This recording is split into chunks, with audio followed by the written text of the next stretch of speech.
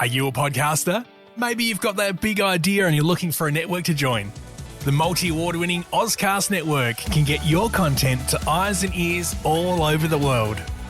Join now for the first month free, and you could be featuring this sound at the beginning of your podcast. Ozcast. Simply head to ozcastnetwork.com for details.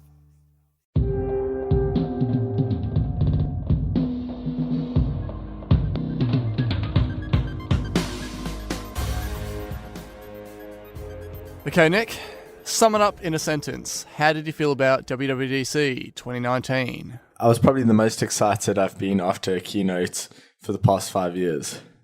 I thoroughly agree. Man, it was packed. And I thought for sure with all this stuff that they put into it would have gone beyond the 2 hours. But yeah, the pacing was on point. Yeah, it was just slightly over, but it was all worth it. Yeah, definitely. So, did you find that intro late night dev video relatable at all? Yeah, especially relatable. I mean, like, I've been advised to limit the number of nights I spend coding for that exact reason, yeah. Wow. I particularly like the bit where the guy's chugging away at the milk. It's like, yeah, that's totally something that you would do in the middle of the night, so... Yeah, okay, so heaps to unpack here, but they opened it up with a trailer for a TV Plus show for all mankind. So how do you think that looks? Oh, that looked actually pretty cool. There was so much in there that we'll get into, but I actually even forgot about that. Yeah, it got me super hyped for the upcoming Apple TV Plus. Yeah, definitely. Okay, so the quickest one, which they used this as a segue, is for tvOS 13. So we got multi-user on TV. It's fantastic. I in previous episodes have said that I wanted Apple to release their own controller, but they've done the next best thing, and they've got support for PlayStation and Xbox controllers, which is so many households, particularly with teens and etc., would have those. And I like the sort of karaoke style thing with the Apple Music, treating Apple Music as a bit more of a TV thing. So is there anything else out of this that you liked? I think I'd like to highlight how grateful I am for multi-user support because I mean, like, it's so needed for photo libraries and music libraries and everything like that. It's just I can't wait for that. It's going to be great. A lot more than I expected though on the tvOS because usually like for the past couple of years it's just been pretty much nothing, like screensavers and that's it. Well, this year we do get the added underwater screensavers, which look pretty cool. But yeah, that was a big surprise, I would say, because it felt like they were ticking off everything that I've really been wanting. So yeah, I was really surprised with the tvOS. Maybe it's because my expectations were really low, but that got me off to a really good start because it felt like they were giving us things that we wanted, and it was definitely a theme for the day. So for watchOS 6, it brings activity trends. So that will allow you to have a better picture of how active you are over time, which is really exciting because at the moment it's not really that easy. You might have to dig around health to see how you're doing, but this focuses, I think they said, on around 12 metrics and lets you know. So that was pretty cool. They also added hearing health, which is quite exciting. A surprise feature. Yeah, kind of out of nowhere, but obviously the Apple Watch does have microphones that now can be put to use to let you know when you're in an area, I guess, that's excessively noisy for an extended period of time. Watching Chernobyl, I don't know if you've seen the series, but it's made me a bit paranoid for I guess any exposure to anything for an extended period of time, although obviously the consequences are completely different. But yes, you can have complication on your watch face, which will let you know the current decibel reading, which I think is really unique and pretty damn cool. Calculator memos and reminders, they're new, and some got some updates there. An app store, dedicated app store now. Yeah, the voice memos will be pretty cool, I think. I think I'll put that to use more than I would for other memos. But the App Store, I don't... Like, you can see where they're going. They're clearly making the watch completely independent in a few years' time. But, I probably wouldn't use that at the moment. Although just having this, search from Scribble dictation, it seems like the way to go. So they've at least set it up for more dependency down the track. I actually quite liked, so there was a host of new watch faces, and they were kind of cool, but I was mainly into just the fact that the modular ones got changed to have, like a singular color and white. So I reckon that's pretty cool. Were there any ones out of there that you quite liked? I think I'll stick to the Siri watch face. So yeah. Surprise. I think the biggest feature on watchOS is cycle tracking for menstrual cycles. I'm really happy that Apple's actually, considering that as like a key feature. I know a lot of people were really excited for that, and I support them doing that. So that was absolutely great. I was so glad that Kevin Lynch didn't present that, because it just would have seemed really straight. It just wouldn't have seemed quite right. It's like, this is something that's very particular to females, so let's get a female speaker to present these features. But yeah, so the switch over there I think was good. But the fact that it had such amount of stage time, and that just shows the dedication to it. It wasn't just like a quick little mention or anything. So one of the things that does concern me always with technology is how it can be used for abuse. And I know, like, in some, regions and cultures, like, women's reproductive rights are really not considered. So, I just wonder how, because it does sort of indicate that you might be fertile at that time. I do worry about how those things can be used for abuse. Obviously, I like to think about the good in people, and for the vast majority of users, they'll get really, like, a lot of great benefit out of this. But I would like Apple to sort of give some thought to how these features can be used against people, and what they could do to limit that. So I mean, obviously I'm looking for the negative in that. Overall, there's a lot of positive in there. Yeah. So they had the one where you can have a little chime or a tap on the hour, but I actually like the fact that you can hold down two fingers on the screen and it'll read you the time as well. That was sort of another addition. Yeah. What do you think about the California watch face from a designer's perspective? Yeah, so the California watch face, I don't use analog ones that much. I think it looks quite nice. I'll sort of put it in the same category as the Hermes one. But yeah, I think aside from things like that, and the gradient one, I think is cool, but I just don't. I think it's probably a little bit too much of a singular color for me to want to use it. Yeah, I think they're pretty cool, and I like the added choice. Speaking of new watch faces, obviously in the previous watchOS, they announced the new Pride watch face. So along with the Pride watch face came the new 2019 Pride band, which is a solid stripes in the rainbow colors, and it's a sport loop, which is the first time they've done a Pride band that's not a nylon band. So I've already ordered mine. I think it delivers tomorrow, so I'm super keen for that. Cool, waiting for the photos. All right, well, that pretty much wraps up the watch. So flipping over to iOS 13. Dark mode, obviously that's the big theme running from the actual visual theme of WWDC, and something people wanted for so long, and it looks fantastic. The best part about it is it can be scheduled. It can automatically change to dark during your nighttime hours, and that's exactly what I wanted out of it, because I don't want to be using dark mode during the day. So big thumbs up for me. The new photo and video editing tools. That was really cool. That was a nice surprise. I love the way it looks. I love the fact that you can, something that people want to do for so long, just, rotate a video, which always had that sort of like iMovie little shortcut, but this is actually within the Photos app. Just the little things they've done and the portrait lighting stuff. I reckon it's fantastic. So do you like that sort of thing? I think the most use I would get is the built-in video rotation, which will be super convenient. Yeah, definitely. Now, sign in with Apple. So Apple are basically making it mandatory for anyone with apps that use like a Facebook, Google, or Twitter login that they have to offer the sign-in with Apple as well. Like that's how serious they're taking it. And I love the reaction that this got. Yeah, it's excellent. So my favorite part of this is that they'll generate a unique email address for each app that you sign on using Apple's single sign-on.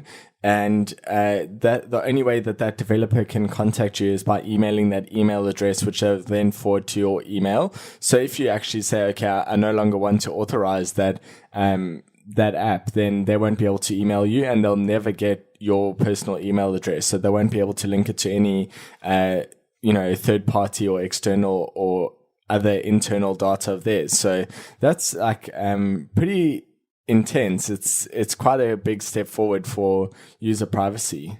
Definitely. And I think we're finally seeing the fruits of all the effort that they've put into Apple Maps. I reckon it looks fantastic, just the way that, their version of Google Street View, just how smooth it is and everything. Now, I know it's going to be a long time before we see this in Australia, but the fact they could at least sort of show us how it is, and they're still on track to, achieve US by the end of this year. Yeah, I can't wait to use it.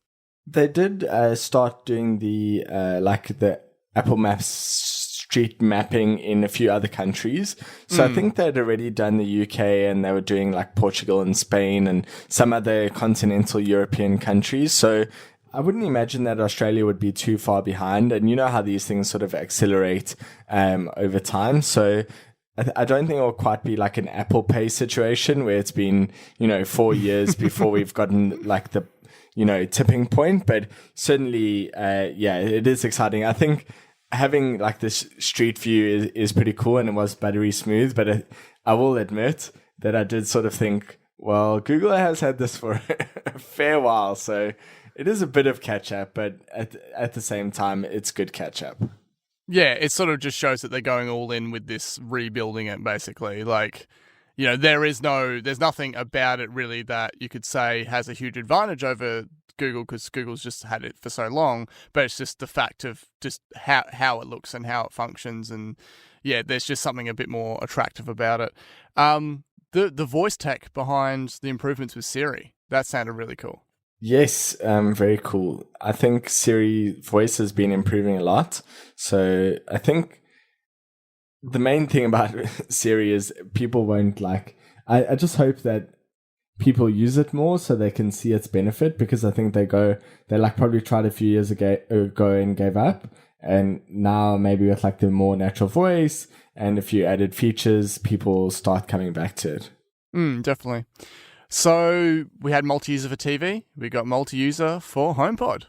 It's finally here. So so keen for that. So almost all of my devices have listening history turned off, either because they're in a home environment where multiple people will play and then will affect my listening, or because I listen to white noise and that really messes up my playlist. So there are a number of reasons, but ultimately this will help at least add to my listening history, because I can then open that up again, and then for the rest of the people in the house, they can actually get their personalized content from the HomePod.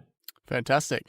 Something I really like, speaking of audio, is the audio replies to messages being read through your AirPods. So cool.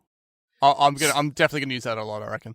Yeah. So for my AirPods, they have amazing phone quality. So whenever I need to make a call, I always use my AirPods. But for a lot of cases, I've been using my noise cancelling headphones. But this will definitely encourage me to use my AirPods instead for the commute, just so that I can, immediately know when a message has come through, be able to reply. I think the automatic read, like in any situation at work, I listen to a lot of music, and I think it's just going to be great. I can't wait. But do you know if it's limited to any AirPods generation?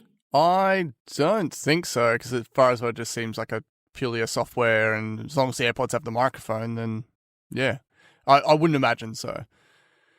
I don't think we're too far into versions of AirPods for any initial ones to be discounted. Cool. Yeah. Okay, so now we know Apple love their Animoji and their Memoji. Obviously, with these invites and everything, we saw it with the intro video, and I had no idea who these influencers were, but it was a fun video. Sorry, to go back, I've just looked it up. So announced messages, they have a footnote for that, and it works with second generation AirPods, series available, whatever, rest of that, but works only with second generation AirPods. So that's super disappointing. I completely take back everything I just said. Yeah, so we can get back onto the YouTubers while we, swallow our disappointment pill. Yes. But my partner's very knowledgeable about the YouTuber community and was super disappointed that Apple had engaged YouTubers for their content. But by the end of the video, she was kind of won over by I don't know, just the fact that it kind of made sense by the end, but initially was really upset with Apple and really? Wow. nearly threw things at the TV. But I have confirmed that these are the least controversial YouTubers in the community, and I do know they're just not exciting. The YouTuber community is a massive thing, and they're not controversial, but not exciting either. So I think it's good though that they're not part of the drama, as they say. Oh, well. I'm just feeling severely left out of current pop culture, and it sounds like I'm not missing out on much, so that's fantastic. But the inclusion of AirPods in your Memoji, that's a nice touch. Very cool. I love all the new Memoji features and Memoji stickers. Definitely. On Memoji stickers, they're also coming to watchOS, so they'll be part of your emoji keyboard, I guess. So I think a few of my friends have expressed unhappiness that they previously didn't have Memoji, so I think they'll be excited to get the Memoji stickers. And they've got stuff like you can use it within other apps like WhatsApp and that. They're really pushing the fact that, trying to get the whole Memoji design and everything out there. So yeah, they Sherlocked Bitmoji big time. Yes. I think they Sherlocked a few people in this keynote. Yes.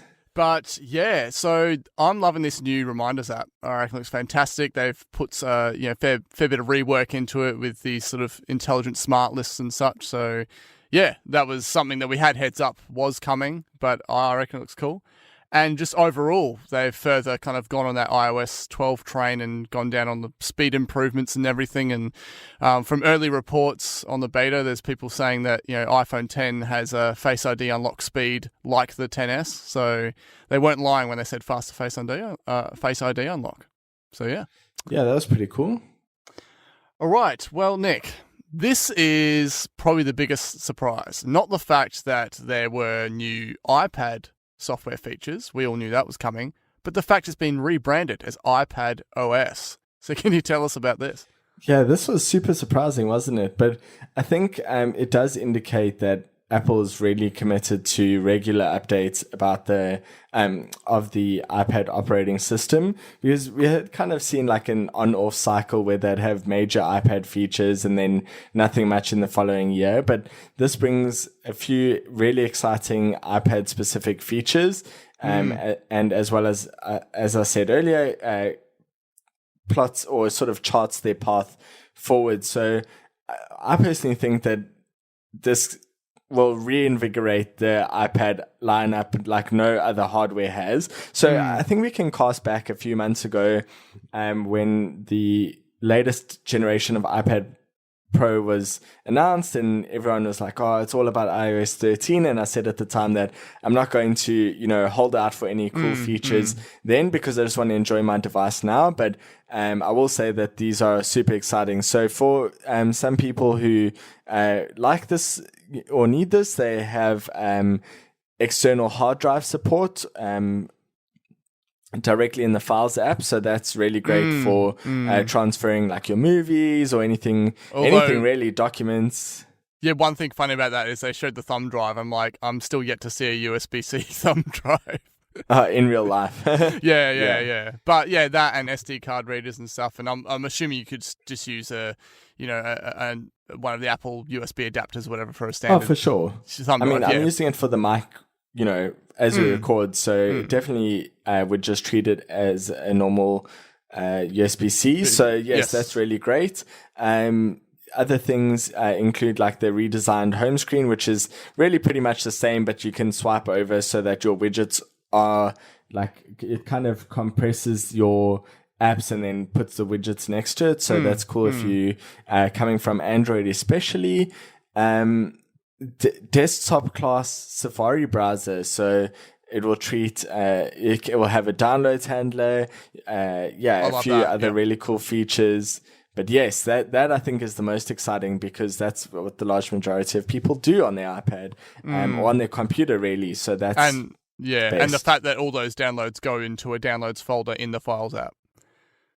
Yes. Well, you can actually specify what your like where you'd like your downloads to go. Okay. Yeah, I seem to remember a setting.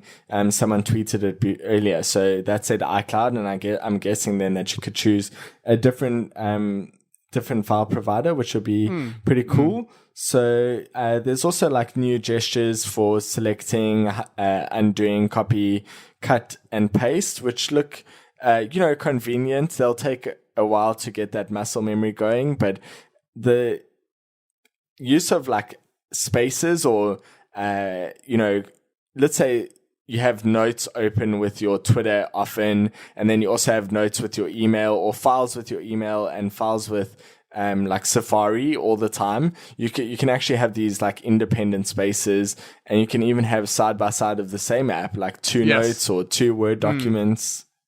And then if you single tap on the icon of that app, it'll show you all instances of where that app is open. So they also indicated, I mean, I haven't seen exactly, but there were some more long press gestures like on links that gave you a link preview, which is similar to 3D Touch. And apparently 3D Touch is basically kicked into the ground for iOS. I know. So, it basically doesn't allow anything quicker than any other action. So that will be really interesting to play with once I actually...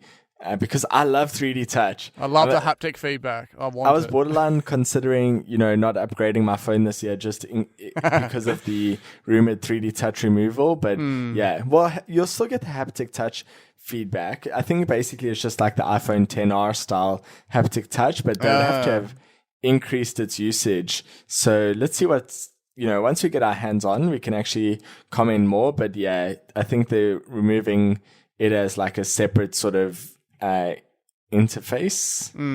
Something that is interesting is SlideOver kind of has its own app switcher now. You sort of have multiple things within SlideOver. That was cool. You could see the little mini dock bar, or like the little bar, but that was cool. I really love the tools palette. Just how they've handled, taking Apple Pencil, swiping up from the bottom to just instantly mark up a website screenshot and everything. It just looks so, the ease of use and being able to put the palette where you want and just the redesign of it. Fantastic. I was really psyched with that. Yeah, and shared documents and folders in iCloud or in Files or iCloud Drive was super exciting. I can't wait for that, like a shared spreadsheet at home or whatever it may be. That's going to be really cool. Same with the file server stuff. So I use an app, like this File Explorer app within Files for accessing stuff off our work server, but to cut out that extra couple of taps and have it straight in the side column would be very much welcome. We had the rumors before this keynote of the font management, and that was cool. And I had Adobe up there. I was like, fantastic. So all my Adobe Typekit synced apps will be available. So very keen on that. Speaking of fonts, have you had a chance to check out Apple's New York font? No. Yeah, so they have like another font that they created. So I think they've got San Francisco and San Francisco Pro, and now they've just come out with New York. So I actually wasn't able to see absolutely any of it. I only saw the description, but maybe in the follow-up episode you can give us your thoughts on New York, and it might be like a cool new font. Now, something that was a little bit tense was, so the guy who came to demo all the gestures and he made those like few times that those tap gestures and stuff didn't quite work, and he sounded like he was getting really nervous. I think he was was he a first time guy to the stage? No, he presented the last major iPad software overhaul that they had. Yes. So he was actually really funny and great last time. I think he was just maybe a little bit nervous, and yeah, you know how these things go. You're demoing, like they're actually demoing, in real time, and yeah. But he looks like a big cuddly friendly guy. Like he just looks like a cool guy. So yeah, unfortunately for him, he was overshadowed today. Yeah. Now, something that was rumored, which they didn't show on stage, but is a thing, is the mouse support through accessibility. And so what this is if you enable it, your cursor essentially looks like the assistive touch circle, kind of being like dragged around, and right click and everything, all that sort of stuff works. So I can see why they didn't feature this, because they've put so much effort into these touch gestures. But yeah, it'd be interesting to see how using that would go, with a mouse, with say more fine-tuned podcast editing and stuff on your iPad rather than with your finger. Yeah, so I'm keen to try that out. All right, well, that pretty much wraps up iPadOS. I'm really, really excited for it. I love the fact it has its own name, even though some people were like, "Oh my god, I'm gonna have to build my app." It's like, no, your iPad app still works. Like it's still based on much the same springboard and all that sort of stuff. It just sort of has a renaming as a bit of a branding thing as well. Okay, Mac Pro and the Pro Display exist after however long it's been, like nearly 2 years or something. It's here, and man, it's very. I love the industrial look of it, but it's almost like, by people calling the one prior to the trash can, by people calling that one the cheese grater, they thought, how can we make this the most cheese grater? They definitely leaned into the cheese grater theme. Yes, yeah, definitely. I was really, even though I know there's absolutely no way I'm going to buy it, I was just so psyched that it exists. And when they showed the way that you pull the shell off and just all that level of modularity, that was fantastic, because so many people were trying to lower their expectations, thinking, no, it's just going to be plug-in peripherals and you're going to be able to maybe swap out the RAM and stuff. And no, you can literally swap out pretty much anything.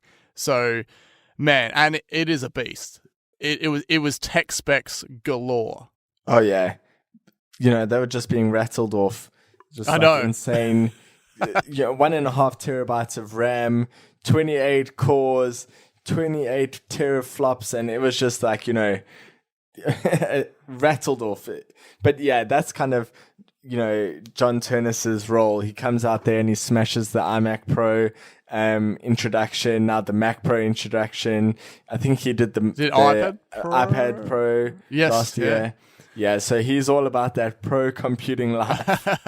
But I'm just loving this change in, with the iPad Pro, we saw the flat edges.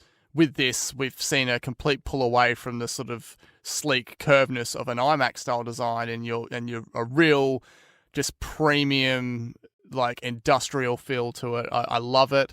I love the little things like, they've reintroduced the handles again. I said the way the cover comes off, the optional wheels. It's all very Apple-like. It's all the little things that people don't normally think about when it comes to like a tower, right? And paired with that, and we have the Pro Display XDR, which I just think looks so lovely. The minimal bezel on it, like 9mm bezel. The cheese grater design on the back to match. Yeah, and I also just love the fact they made up their own acronym. They went beyond HDR, and we're going to call this XDR. So yeah.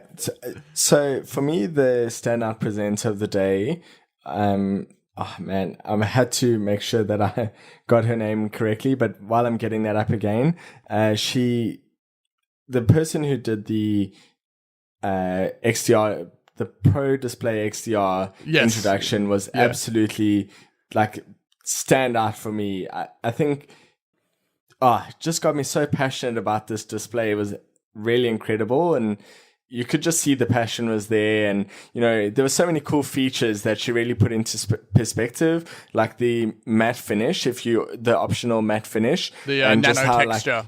Oh, that is so cool! Like that is so Apple. So her name is Colleen Novielli, and she was really fantastic. I can't remember if she was first time because I was already following her on Twitter, so I wasn't sure if that was an indication of, her having spoken before. But I know she's appeared on a few podcasts. So yes, that was really fun to watch, and I watched that again tonight because, just a lot of passion and great energy. You can really feel like all the efforts they put into having this pro workflow team have culminated to this point. Like, it really feels like they've covered all bases. And just for anyone that's missed it, on a quick spec level, it's a 32-inch 6K display. It can provide an industry-leading persistent 1000 nits brightness compared to, other displays which are more like around a 600 or lower level, with 1600 max nits brightness as well.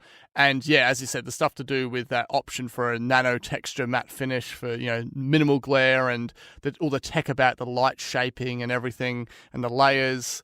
It's very pretty. There's no reason why I would need one at that cost, but man, it looks nice. And just even back to the Mac Pro itself, the thing, they're running off all the stuff to do with graphics cards, and you can fit this, and these can work together. And then when they got to the Apple Afterburner, I was like, oh, this is really cool. It's like, okay, they're going to put their own thing in here too, which is essentially mostly for video pros. It sort of removes your transcoding times and output errors and such stuff that can really cut into your work time. So yeah, that's fantastic. And when they sort of, gave some examples of, okay, you can do 3 streams of 8K in your video editor or 16 streams of 4K.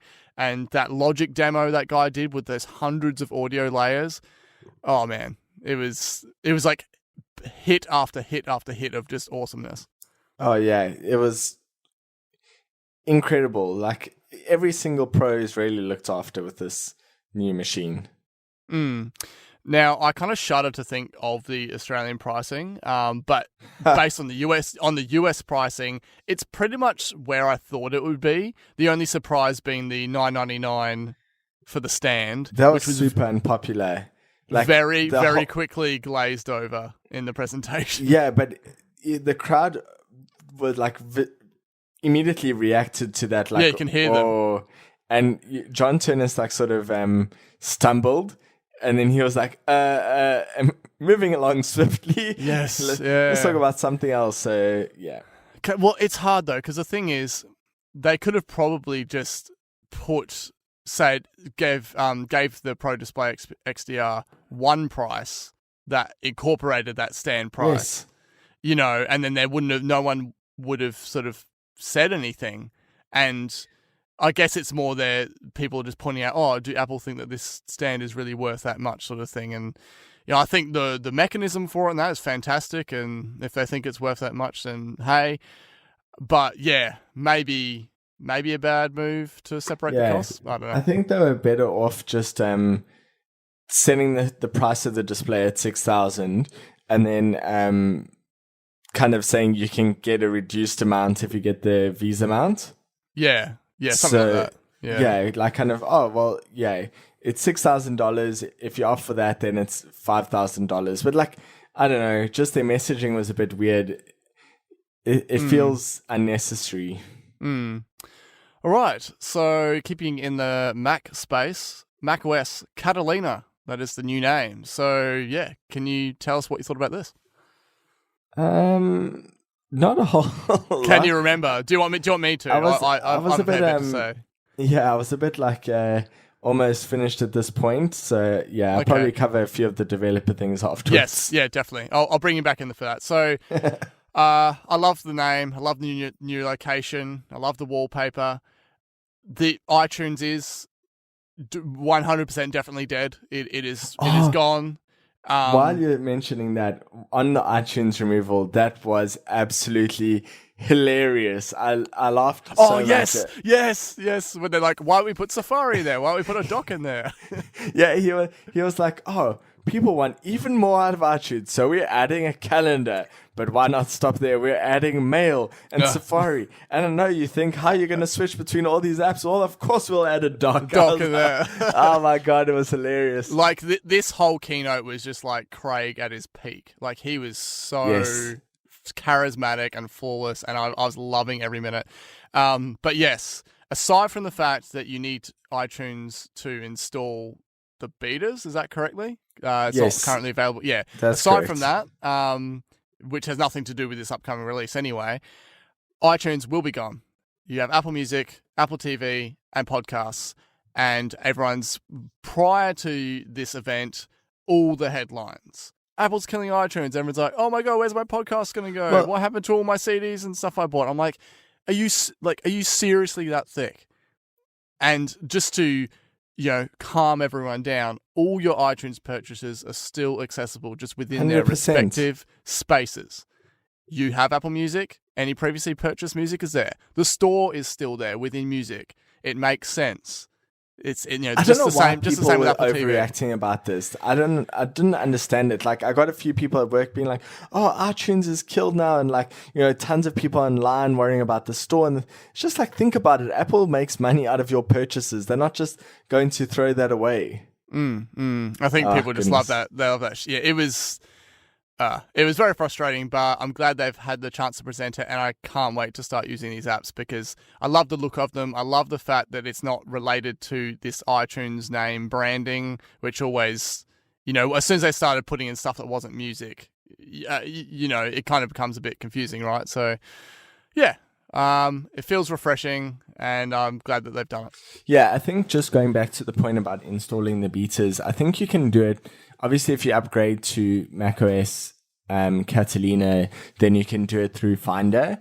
You just need to restore images which are historically installed via iTunes. Obviously, no more. So, yeah, I think it just depends what you're coming from. But you need the latest version of Xcode also. So that's like a hidden trick that wasn't obvious before.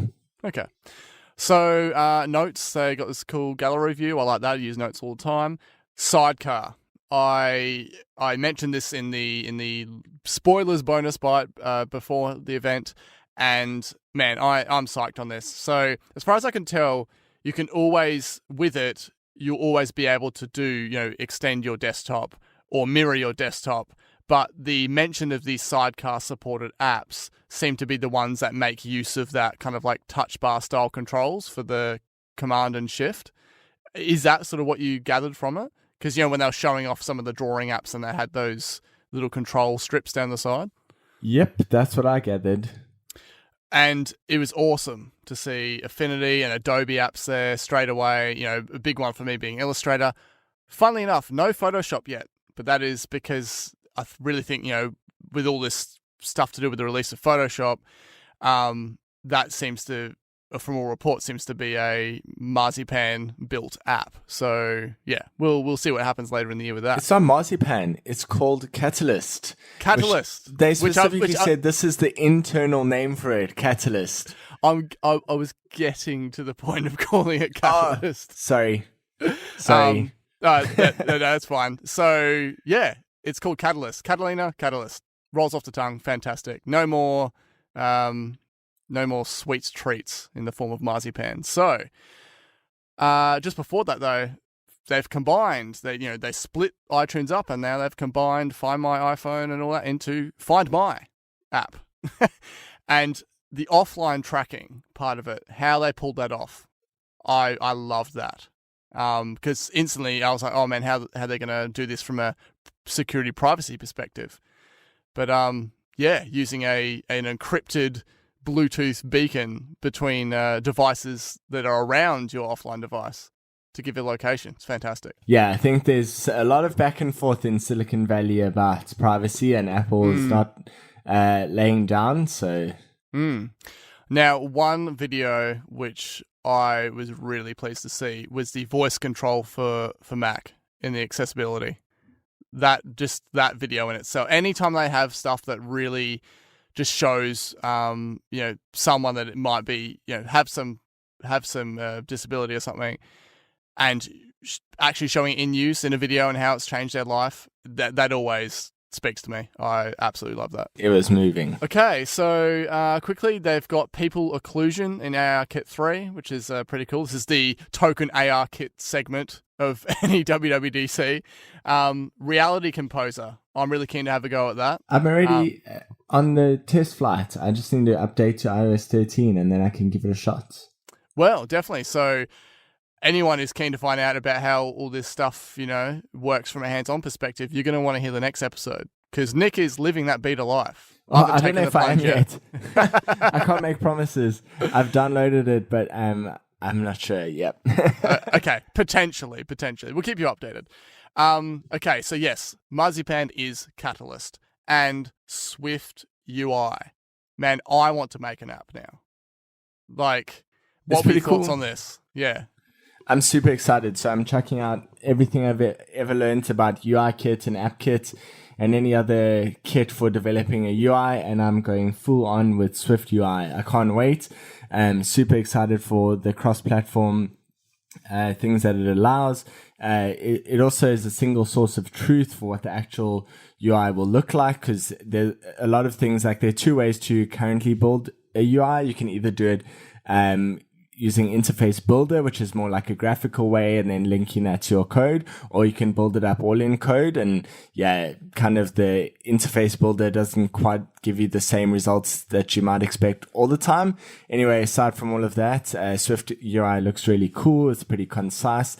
And yeah, it's just much more what you would actually expect UI coding to be like. So cannot wait for that. It's super exciting. I've got the Xcode beta unpacking as we speak, and that'll be one of the first things I try.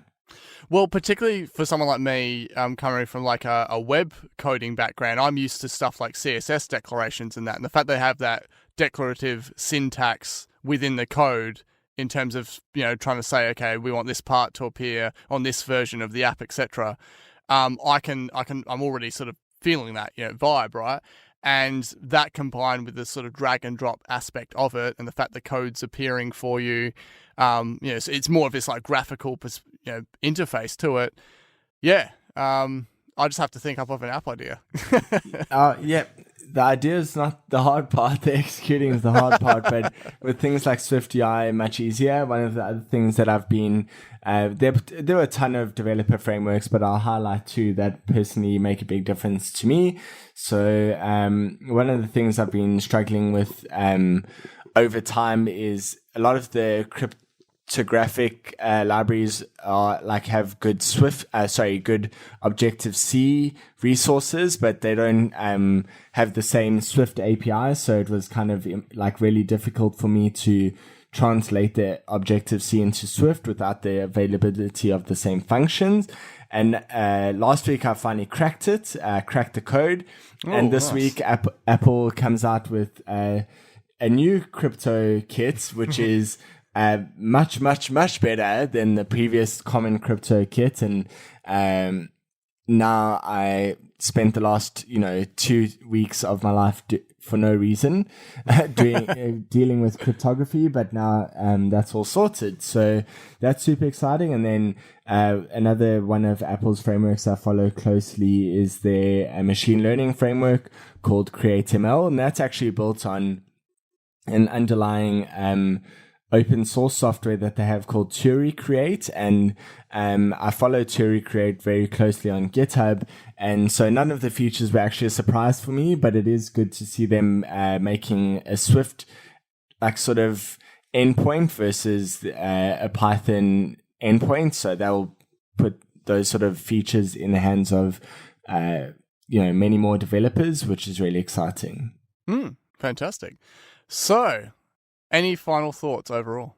I think not only was this a fun and exciting keynote, for me, it actually, this year for Apple is about showing what the next 10 years of Apple are. Yes. There definitely seems to me to be a strategic shift into showing the strategy. around the iPhone 7 era, it was kind of like, it was the same Apple as it had been for 5 years, right? And I think we got a glimpse with the iPhone 10 and AirPods what Apple was thinking about in terms of a wireless future. But for me, this is so much more. This is everything. This is all of Apple's future. This is Apple's Pro future. This is Apple's consumer future, and services and hardware, products and people and everything was pretty much declared today. They showed, in my mind, exactly where they intend to go, and for me, it's exciting. Definitely, I was very happy. So, man, still, and you go to even just the web listings of these, these new software releases coming out, and there's also so much more that they didn't even touch on. So, man, it was a lot to process in the early hours of the morning, but I definitely agree with you. This really seems like not so much a turning point, but like just everything at the right time in the right place, and this is like, it's sort of just given this clear vision of exactly where they're going. So I'm just really excited for where Apple's going. And yes, I will never deny that I'm a fanboy, but I'm a reinvigorated fanboy at the moment. So watch out. Enough to splash on a Mac Pro and Pro Display XDR? Hell no. I will say that the presenter was so good. I thought, what could I do with the display without a stand and without the Mac Pro? Yeah, she was excellent, but ultimately no Mac Pro, or at least no Mac Pro and Mac Pro display for me. I don't know if you had mentioned it on a previous episode, but the new iPod Touch. No, I haven't yet. No. Yeah, so that's a thing. Yeah, that is a thing. A10 processor. Yeah, bit of a spec bump. Still an attractive low price for the target market. Yeah, I guess they didn't really need to do much to it, and they obviously keep selling them. So yeah, I almost completely missed that it was an update. I was just like, oh, why are people suddenly talking about the iPod Touch again? And then yeah, there you go. Also, a quick little update, speaking of Pro devices. So I have previously mentioned that I had the stage light issue with my MacBook Pro, and then over the weekend, the screen cut out completely, and I've currently been using, I originally sent Nick some pictures, but I've pushed it to the point of using Duet Display on my iPad, hooked up via USB-C with my iPad sitting, like, hanging over the top of the MacBook Pro screen.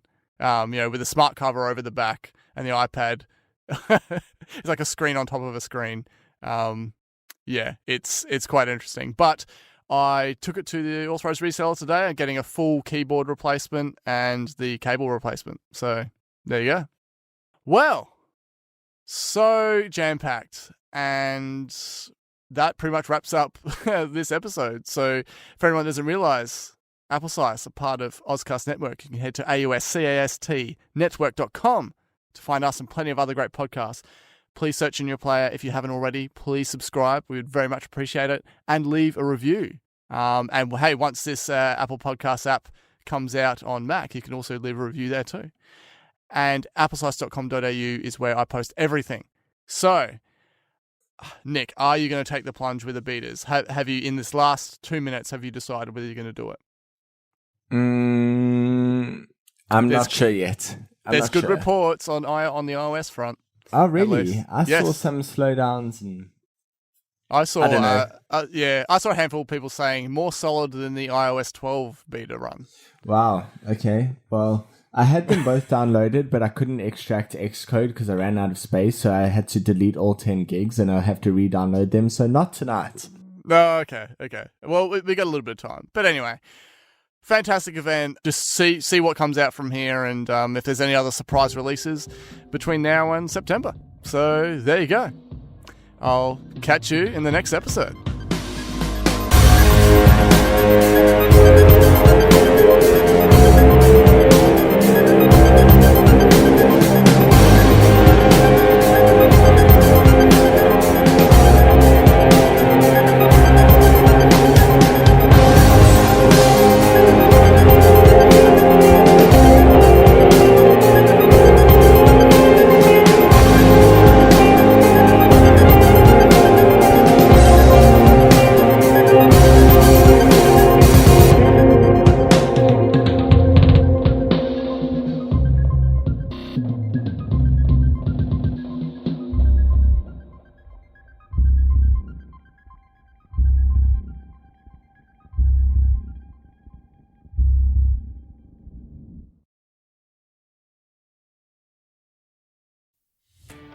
Are you a podcaster?